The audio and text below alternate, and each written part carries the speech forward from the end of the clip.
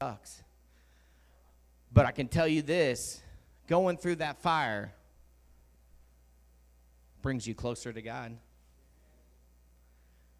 Every time I can think of when I had a spiritual, like, woo, you ever had that, like a light blinking all of a sudden, and you read a verse and you're like, I've never looked at that like that before. And it's like, whoop, whoop. Guess what? It's because I've been seeking. And it says when you seek him, you're going to find him, right? As you read his word, there's going to be revelation that's going to come off the page at you, and it's going to be downloaded into you, right? But if you're not reading his word, how are you going to receive his revelation? How are you going to know the instruction of what's expected? You're not going to know it. You're going to have to listen to your friend. Well, guess what? Friends sometimes aren't friends. Sometimes there's friends that want to pull you the wrong way. It says to be around like-minded people. Guess what? Where do you want to go? You want to go to hell or you want to go to heaven? I'm going to tell you, the more that you take the world and you grasp it, guess what? It's going to pull you to the world. And it's going to pull you away from God. You can't walk in this world and live with God. It's got to be God number one. And when God's number one in your life, everything else just flows. But when we chase the world, guess what? God's not number one. You can chase money, you can chase jobs, you can chase vehicles, you can chase all of these other things. But it's going to leave you with a hole inside. The only thing that's going to fulfill you is Jesus. God's love. The Father's love.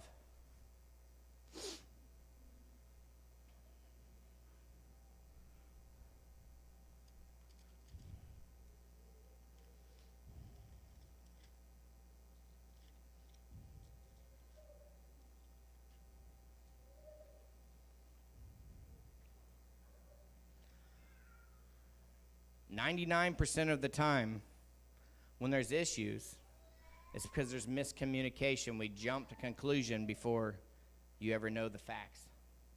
Anyone ever done that? It happens. When you deal with people, you're going to deal with that, right? Because guess what? We're imperfect people trying to change our lives. We're trying to turn around. Well, my brother over here, I don't know about them. They ain't trying to change. Well, you know what? It took me several years to change, of people trying to plow, trying to plant in me, and it didn't all take a hold right away. There was a piece of it. There was a layer that would come off of me. And then once that layer come off, another layer. And every time that I thought that I was getting to where I needed to be, guess what? The rug would get pulled out from underneath my feet. I'd be back on my face seeking God. You're not going to get to that place until the day that you die. Your life is a constant cleaning yourself. You can't walk out in this world and not get dirty. It's all around us. Why is it important to cleanse our house? Why is it, and I'm not talking about taking some sage and burning it. That's not of God. I'm talking about the blood of Jesus and anointing oil going through, praying through your house. That's what you need to be doing. Because when you're walking in this world and you're around worldly people, there's things that attach to you. And once it gets attached, it starts to try to make a stronghold. And once it comes a stronghold, guess what? You're stuck. Anyone ever been stuck? Lots of us have been stuck. Next thing you know, we start to idolize the things that are not of God. Anyone ever idolize the things that are not of God? Me? Do you know how hard it is to come out of a world that you idolize things that are of the world? It's really hard. Every time you think you got it, next thing you know, guess what? You're right back on your face looking at those things again.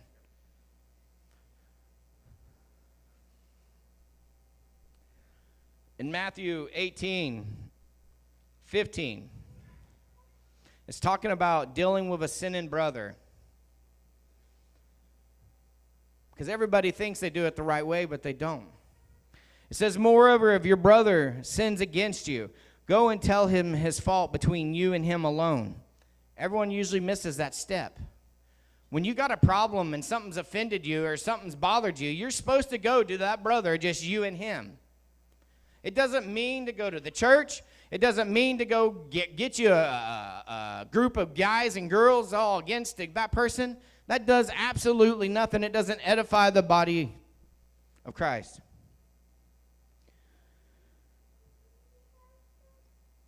If he hears you, you have gained your brother. But if he will not hear, take you 1 or 2 or more, that by the mouth of 2 or 3 witnesses every word may be established. So after you've went to your brother or sister in the beginning and said, I have this issue, guess what? If they didn't listen to it and they're still doing it, then you take 2 or 3 people. It doesn't mean to go and try to get a hanging crew, a lynch crew. Get 2 or 3 people that are like-minded, that are good, that are Christ-minded, not worldly-minded, Christ-minded. Bring it to his attention, because guess what? Sometimes we need 2 or 3 people to say, hey, we're going in the wrong direction. Then the next step,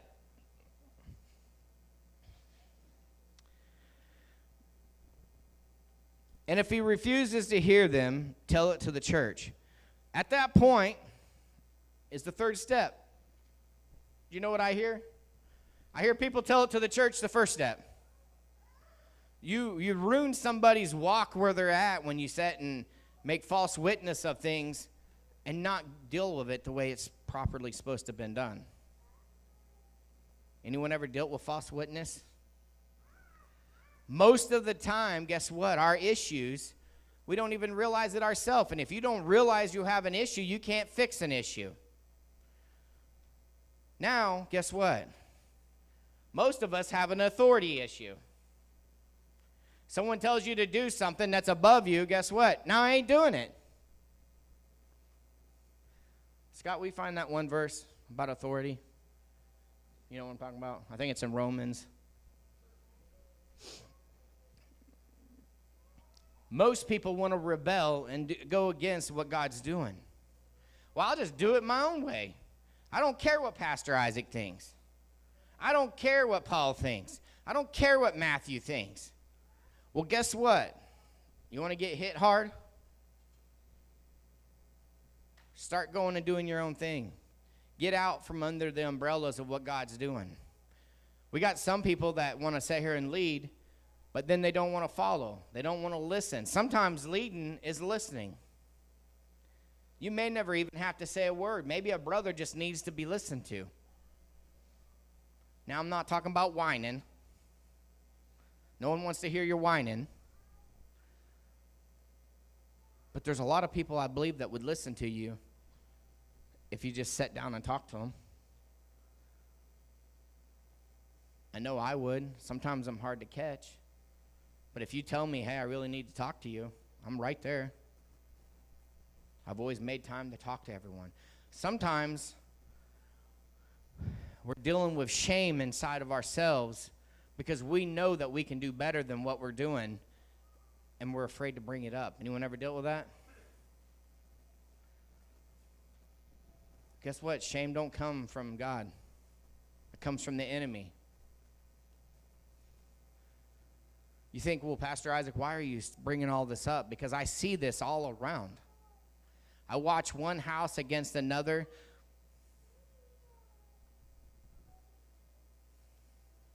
You can't flow together as one when each house does its own thing. You can't flow together as one when you guys do your different directions and go your different things. So many times people come in here and they want to do it their way. If there's a rule, guess what? Those rules are there because I've went through this for 2 years now. I've seen what works and what doesn't work.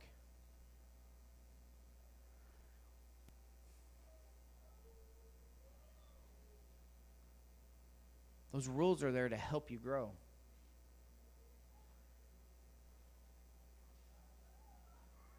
It says, let every soul be subject to the governing authorities, for there is no authority except from God, and the authorities that exist are appointed by God.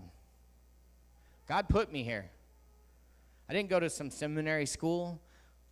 I didn't do all the things that most people need to do to come and be a pastor. God put me here. He planted me here. He put it inside of me. Anytime that you get out going a different direction than what's going on here, guess what? That's not of God. If you don't agree with what we do here, guess what? Go to another church. You don't stay and cause all kinds of problems. That's not of God. My heart for this community is reaching the lost people. When I tell you that, hey, you're hanging out with the wrong people, things are being used and twisted, it's not that I hate you. It's not that I'm trying to tell you that lord over you. It's the fact that, hey, I've already went through this. I've lived in this town almost my whole life. In small towns, guess what? You start one little rumor, by the time it gets around town, it's totally different. It's never the same word. And your word has been twisted. If people are not showing you fruit, you probably shouldn't be hanging out with them. I don't care if they own a grocery store. I don't care if they own Hannah's. I don't care if they're a politician in town. I don't care who they are. If they don't have the same thoughts, guess what? You witness to them and then you move on. You don't plant yourself there. If they don't receive the word, guess what? You dust your feet off and go. But some of us have got this whole syndrome. When I was younger, guess what? I always wanted to pick the baddest girls alive to date, because I thought I could change them. Anyone else ever done that? I thought I could change them. Guess what? It led me down the same path every time, until I got to the realization that I cannot change anybody. It takes God to change somebody. You say, well, we're at church all the time. We're worshiping all the time. Well, guess what? It's to bring you close to God, to put you in the presence of God, because it's the presence of God that's going to change you. It's not Pastor Isaac. It's not the Compassion House. It's not this town. It's not your job. It's not all of these things that you thought was great. The presence of God, guess what? You're going to have to give up some things to be in the presence. It's bright. It's going to draw you. It's going to hook you. But some of us, instead of stepping into the presence, all of a sudden, guess what? Oh, man, I don't know about that. I ain't willing to give up my past. I ain't willing to my womanizing or whatever. I ain't willing to give that up. I'm still holding on to it. If you're still holding on to those things, guess what? You ain't gave it up.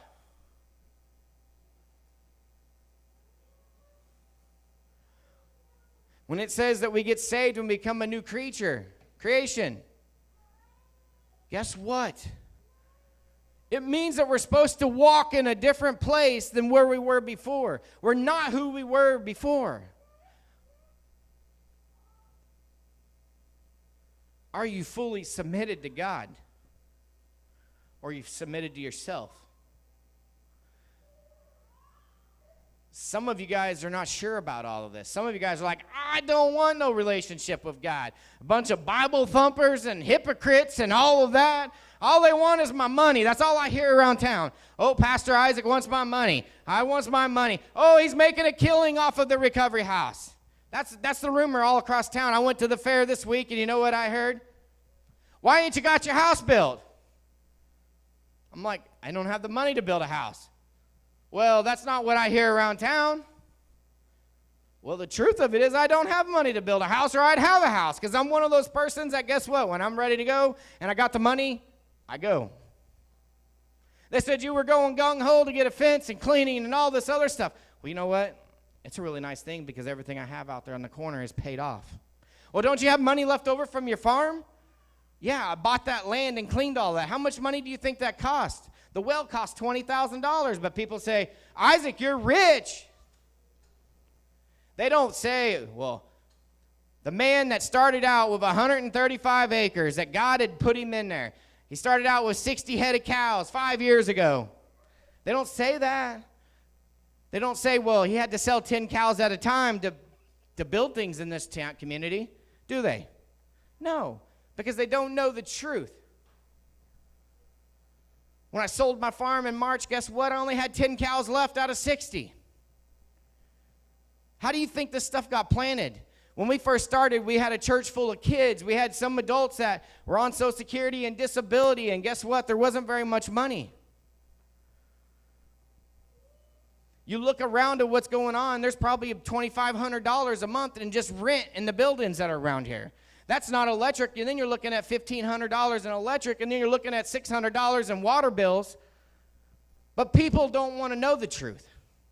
They get stories made up in their mind, and then they go with it.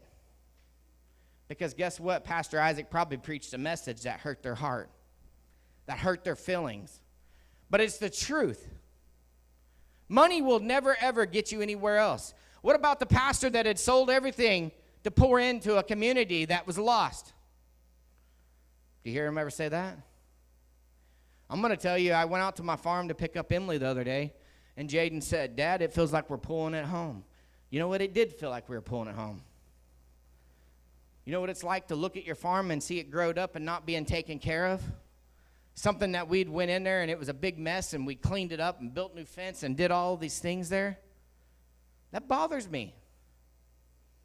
Then I had a friend I was talking to last night at the fair, and he said, Isaac, if you're supposed to have a farm again, God will bring you one. And that's the truth of it. I couldn't keep doing all those things out there and trying to do what God has me doing here in town. I couldn't keep up with it. I'm only one person. You say, well, Pastor Isaac looks tired. Pastor Isaac's going through these things. Yeah, because guess what? In the beginning, guess what? Isaac was here. He was the one that started the classes and started teaching the classes and raising people up. I'm going to tell you to be committed to God and to the vision that God gave you. It's hard. Not most people can do that. To be here in the morning, to be here in the evening, and to be here and to be at the houses and do everything else that needs to be done, most people can't do that. Most people won't do that. But I believed in what God showed me as a vision, not just for our community, but for this whole region. This was needed. I was willing to take the batterness, the beaten downs to do this. The attacks that have come against my family, financially, lawyers, custody, trying to take my kids away. People that say they're my friends, and guess what? Stab me behind in the back and go and run their mouths about things that ain't even true. When Fred said Pastor Isaac's going through some things that not everybody understands, it's the truth. So guess what? When I hear that people are doing these things or saying these things, it really bothers me, because I've not only invested my family, I've invested myself, money, and everything else, and time. Because I believe in what God can do in this community. I believe that there's going to not just be change in the recovery house, but it's bringing change into our community, into families, drug addicts, people that have been stuck on drugs from this town and this community for so long, all of a sudden can see other people saying, walking it out, and whoa, man, if they're doing it, I can do it. That's what God wants to do in this community. There's been people bound up for so long, guess what? They got an excuse for this or an excuse for that, and that's what it all comes down to, is an excuse. To bring change into a community, guess what? It's going to take some people that are like a donkey or a mule. They ain't going to give up. They're just going to keep on. Some people want to get into the fire in the furnace, and they're like, woo, they get in that fire and furnace, and they're like, oh, man, I can't handle these attacks. Oh, man, it's too hot. Ow, woo. But you know how you bring breakthroughs? By not giving up. By putting 1 foot forward. 1 foot forward. Guess what? I pretty much had to go away. It don't have anything to do with my family, because they don't believe in what is going on here. They don't believe it. They're so full of selfish and hate. They don't believe it.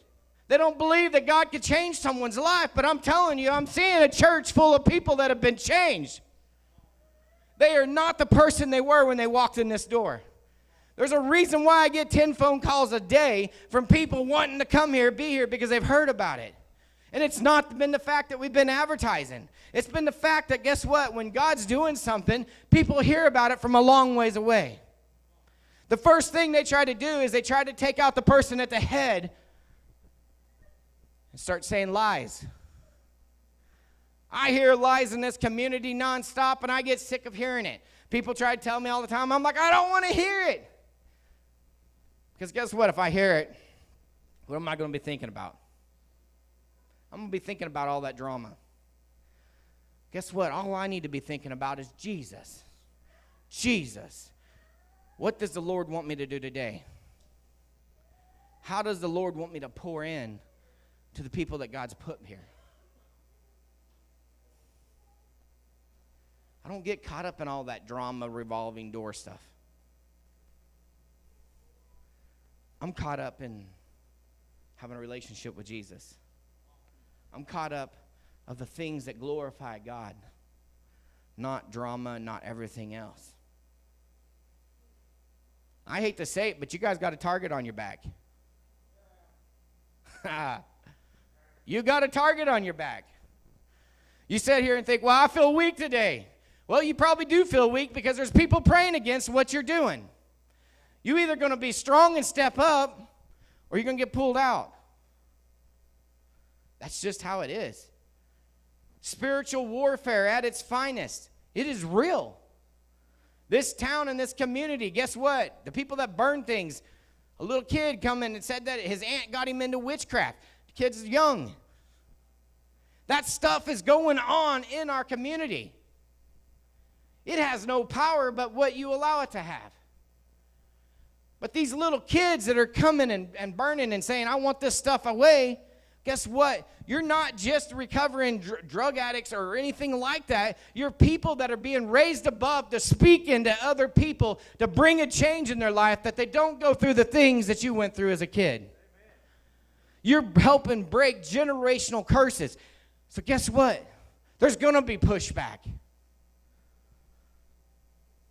Are you going to step up or are you going to step out?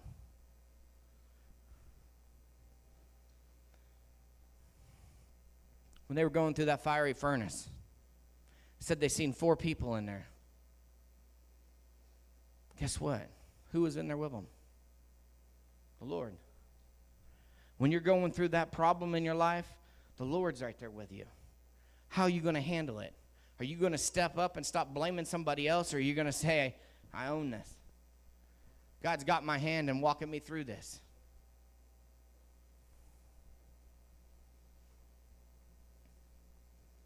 Guys, if what Fred said when he was here and talked about 2028, that's 4 years that could be the rapture of the church. 4 years. That sounds crazy because I've heard the rapture of the church my whole life. Haven't you? Guess what? What if it's really in 4 years? What matters now is what we do to reach the lost, to try to get as many people to the Lord as we can. It's not about going around buying new trucks, doing all this stuff. Don't get me wrong, you got to have that stuff to live. But it's about reaching the lost. We got some kids that I guarantee that they've never even heard about Jesus coming back. And then they even think about Jesus coming back in 2028. That's wild. You think it doesn't matter what you're telling your kids? You think it doesn't matter when you just hand a phone to your kid and say, leave me alone? Or you hand them a phone and you don't check it, you don't go through it? At 14 years old, 13-year-olds, 12-year-old, 10-year-old, they don't need a phone. All they're going to do is get into some drama. But you know, we live in a world that everybody thinks somebody owes them. Somebody owes me. I'm going to tell you at 10 years old, 12-year-old, 13-year-old, 14-year-old, I didn't know anything about that. I knew a lot about chickens at that age. And how I was going to get rich raising banty chickens. Remember that, Sam? How many pairs of banties did we have back then? But we thought we had it made. It was the plan that we were going to get rich on. And we were going to raise these banties and sell them everywhere. Anyone else ever had a plan like that? Some of you guys may not be chickens. Maybe it's something else. Video games, I never had time for video games. I wouldn't have wasted my time with that.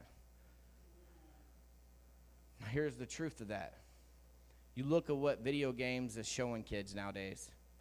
It's basically showing how to kill somebody. When it goes from a video game to all of a sudden it seems so real that you could just walk in this world and do these things, that's not okay. Do you know what your kids need? They need Jesus. They need VBS. They need summer camps. They need things that are going to grow them closer to the Lord, not pull them away. We say, well, I can't handle my kids. My kids are out of control. Well, where do you think that came from? You're the parent. Well, you don't understand. See, their dad left me, and I can't deal with them, so I just hand them a phone. That's an excuse. I don't care if you think you can't handle your kids or not. It's a time to take control of your family and say, I'm not allowing those things in my family no more. Guess what? If they're 10 years old and they're already hellions, what do you think they're going to be when they're 15 and 16? I'm being serious.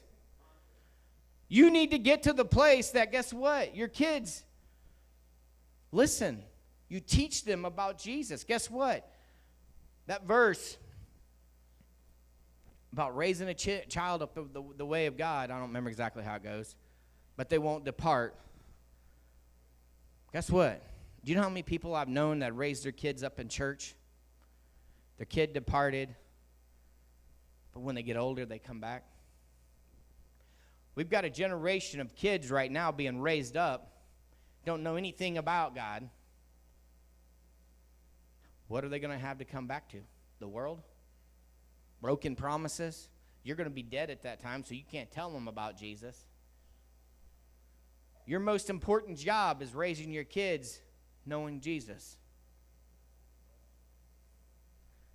If there's one thing that you get done accomplished is that your kids know that there is Jesus, that there is a God, and what we do does matter.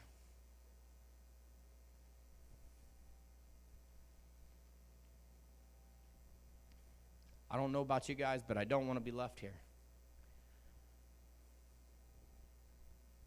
I want to make sure that my family's not left here. I want to make sure that my kids know right and wrong.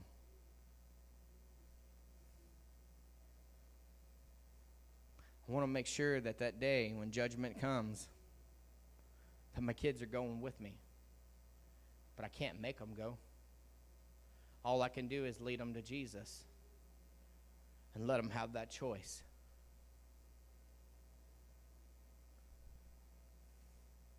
Have you guys done that? Have you led your kids to Jesus?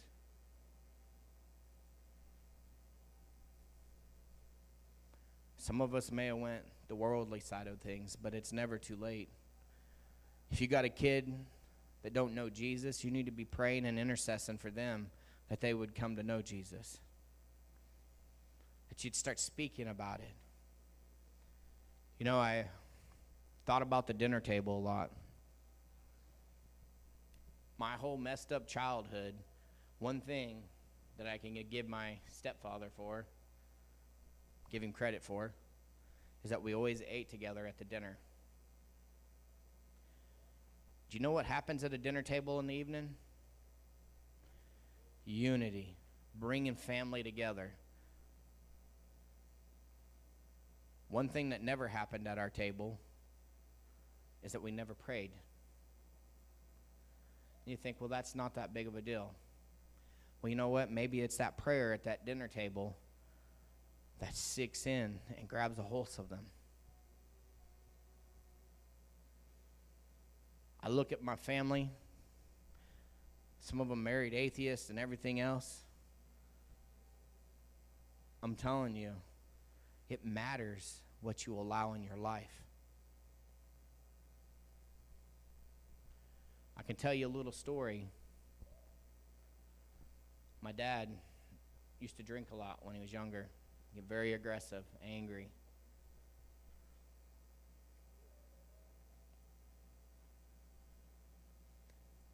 No one would have ever came down to his house drinking when I was a kid because it was respectful. The last time I was down there was people down there drinking. Kids are being grown up with no respect. They're not being taught right from wrong.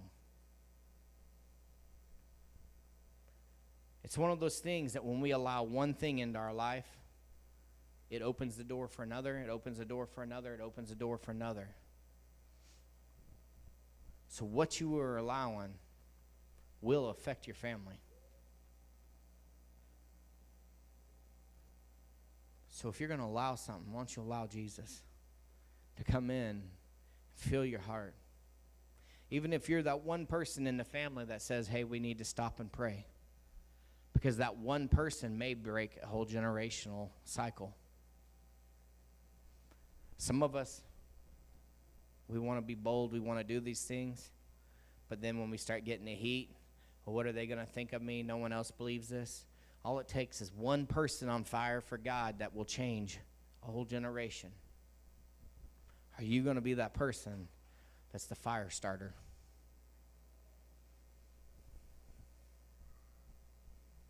As we open the altar, I feel like maybe some of us have went through blaspheming the Holy Spirit. I feel like some of us have been dealing with pride. Some of us have been dealing with our being all about ourselves. Saying, well, I know I'm supposed to be doing this, but the world looks a little bit better right now. Well, it's just one time. What is one time? One time don't matter. I'll be all right. But that one time that you let the devil just get a hold of you, you never know. It might be the end of your time. Jared, I want you to come up here before we start this. Glenn, Paul, Stephen, get in a circle. There's something I want to do here.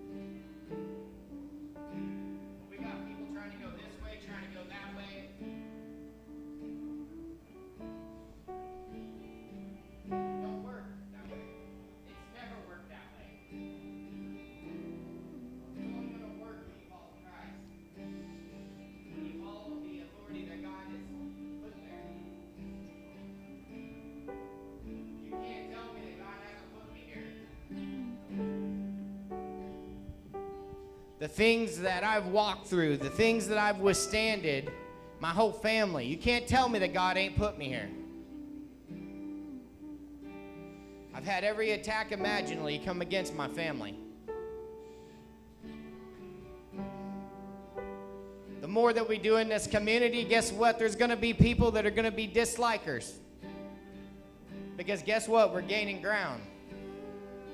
But when they're dislikers and they're disapprovers, we're supposed to love on them, right? Tell them about Jesus. It may not go anywhere that day, but you never know down the road where it may go. If there wasn't for Sam planting a seed in me long ago saying, no relationship will never work until you make God number one in your life.